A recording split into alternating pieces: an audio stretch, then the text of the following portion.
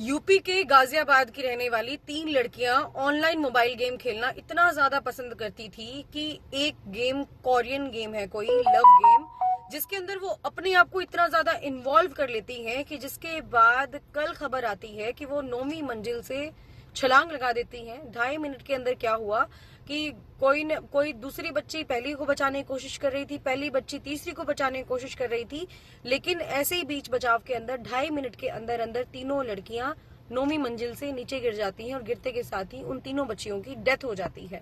आज ये खबर सोशल मीडिया के ऊपर ट्रेंड कर रही है और कई लोग ये कह रहे हैं कि इसमें गलती पेरेंट्स की है। पेरेंट्स को ध्यान देना चाहिए कि जो उनके बच्चे मोबाइल के अंदर जो भी एक्टिविटी कर रहे हैं वो किस प्रकार की एक्टिविटी है, वो मतलब सही तरीके से खेल रहे हैं या नहीं खेल रहे हैं, या पढ़ रहे हैं तो क्या पढ़ रहे हैं, और अगर उन्होंने कोई भी गेम इंस्टॉल अपने फोन के अंदर किया हुआ है तो वो कौन सा गेम किया हुआ है। पहले एक गेम हुआ करता था ब्लू व्हेल करके, और उसके बाद लोगों ने उसके अंदर बड़े अजीब अजीब तरीके के टास्क दिए जाते थे। रात के 12 बजे उस गेम को प्ले करना होता था। किसी को टास्क दिया जाता था हाथ काटने का, तो बच्चे हाथ भी काट लेते थे। हालांकि वो पूरे तरीके से बैन किया हुआ है इंडिया के अंदर, लेकिन उसके बावजूद भी आज के बच्चे नॉलेजेबल हो चुके हैं। वीपीएन लगाते हैं, लगाने के बाद लोकेशन दूर देश की भर देते हैं, जिस देश के अंदर वो जो गेम है वो लीगल होता है, इंस्टॉल कर लेते हैं। इंस्टॉल करने के बाद खेलते हैं और खेलने के बाद जो भी टास्क दिए जाते हैं वो टास्क को कंप्लीट करते हैं। तो एक ये ना मतलब फैंटेसी सी बन गई है बच्चों की कि इस तरीके से कुछ करना है, कुछ स्ट्रेंज मिले, जिसे एक क्रिंज मिले, एक किक मिले, वो चीज करने के लिए लग जाते हैं। उसके बाद अब जो पुलिस को जब ये मामला समझ में आया तो समझ में आने के बाद उन लड़कियों का एक सुसाइड नोट भी मिला। सुसाइड नोट के अंदर उन्होंने बड़े ही मतलब कामली एक चीज लिखी हुई है कि सारी की सारी सच्चाई हमारी इस डायरी के अंदर है, और उसके बाद वो कहते हैं इसे पढ़ लेना। लास्ट में लिख देती हैं कि आई एम सॉरी पापा, और उसके बाद वो तीनों लड़कियां जो है सुसाइड कर लेती हैं। पता चला कि 2 साल से वो स्कूल के अंदर भी नहीं गई थी। तो स्कूल में क्यों नहीं गई थी, ये भी बड़ा कारण है कि वो गई, मतलब पेरेंट्स ने फिर ध्यान क्यों नहीं दिया। स्कूल तो भेजना चाहिए था। लड़कियों की एज की बात करें तो 12, 14 और 16 साल की हैं वो लड़कियां। और उसके बाद ये चीज भी खुलकर सामने आई कि जो उनके पिता थे, पिता ने 2 शादियां की हुई थी। पहली बीवी से 3 लड़कियां थी ये, और दूसरी बीवी से एक लड़का, उन्हें मतलब उनका एक भाई था। और उसके बाद उन बच्चियों से फोन भी छीन लिया गया था, जिसकी वजह से वो स्ट्रेस फील कर रही थी।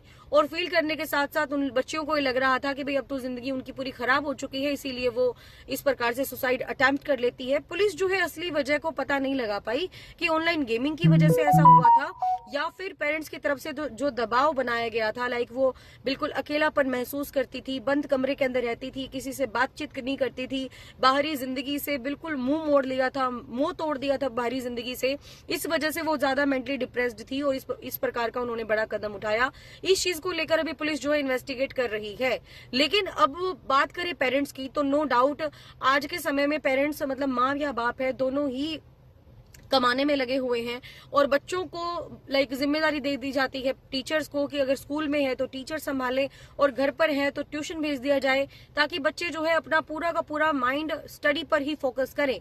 लेकिन ऐसे बच्चों का क्या करें जो स्कूल ही नहीं जा रहे हैं और घर के अंदर बैठे हुए हैं, गेम्स के अंदर लगे हुए हैं, और उस गेम के अंदर किस प्रकार के टास्क दिए जाते हैं, जिस प्रकार के टास्क का नाम सुनते ही दिल थर्रा जाए।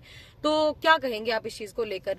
बाकी गाजियाबाद की जो घटना है बहुत ज्यादा दिल दहला देने वाली है, लेकिन एक सीख भी हमें कहीं ना कहीं देती है कि अगर हमारे घर में बच्चा है और वो फोन की एडिक्शन रखता है, आदत रखता है, तो उस बच्चे का फोन डेली बेसिस पर चेक होना चाहिए कि वो क्या गेम खेल रहा है, किस प्रकार की वो एक्टिविटी किसी भी फोन के अंदर कर रहा है, कोई गलत राह पर तो नहीं चल रहा। हालांकि पेरेंट्स ये सोचते हैं कि चलो कोई बात नहीं, बच्चा मार खाएगा, मार खाने के बाद अक्ल आ जाएगी, लेकिन उन पेरेंट्स का क्या जिन्होंने अपने बच्चे को खो ही दिया, बिल्कुल जड़ से खत्म कर दिया, यानी कि जिन्होंने अपनी जिंदगी ही ले ली अपनी, तो उन बच्चों को आप किस प्रकार से समझाएंगे। तो ऐसे में जरूरी है पेरेंटिंग अच्छे तरीके से होनी चाहिए, काउंसलिंग होनी चाहिए। एक इमोशनल सपोर्ट अगर बच्चे को फैमिली की तरफ से मिलेगा तो ऑफ कोर्स बात है कि बच्चा बाहर 4 लोगों पर डिपेंड नहीं रहेगा कि जो उनकी बात को सुने समझे। तो इससे बेस्ट है कि अपने बच्चों के ऊपर ध्यान देना शुरू कर दीजिए आज से ही, ठीक है। उनके माता पिता मत बनिए, फ्रेंड बनिए, पूछिए, समझिए, और इतना कंफर्टेबल कर दीजिए उन बच्चों को कि अगर आपके सामने कोई भी बात अगर वो शेयर करते हैं तो एकदम से रिएक्ट मत कीजिए, बल्कि उनको समझाइए कि इस बात का ये मतलब निकल सकता है, क्योंकि आपसे बड़ा गुरु और जिंदगी में उनके लिए कोई भी नहीं है। पॉजिटिव वे में समझाएंगे तो बच्चे समझेंगे भी कंफर्टेबली तरीके से। चाहे उन्होंने कुछ गलत भी किया है तो वो भी आपके सामने वो बिल्कुल कॉन्फिडेंस तरीके से कॉन्फिडेंटली रख पाएंगे। और अगर इसी प्रकार से चलता रहा और बच्चों के ऊपर मेंटली प्रेशर बनता रहा तो आज के बच्चों को मतलब आत्महत्या करना भी एक बहुत छोटा स्टेप लगता है। तो इसीलिए जरूरी है कि पेरेंटिंग अच्छी हो। और इसके साथ ही अगर परिवार की तरफ से उनके ऊपर कोई प्रेशर क्रिएट किया गया था तो क्यों किया गया था, ये बात भी पता लगनी चाहिए, ताकि दूध का दूध और पानी का पानी आ जाए। लेकिन इस घटना के बाद पूरा देश थर्रा गया है कि एकदम से मतलब एक ही परिवार की 3 लड़कियों ने इस प्रकार से सुसाइड किया कि जिसके बाद मतलब जिन्होंने ये घटना देखी वहां पर, हालांकि देखी भी थी कुछ लोगों ने, तो उन्होंने जब बताया कि भाई 2.5 मिनट के अंदर अंदर उन लड़कियों ने ये कांड रच दिया था, तो वो भी देखकर मतलब शॉक्ड थे कि ये क्या कर दिया इन बच्चियों ने।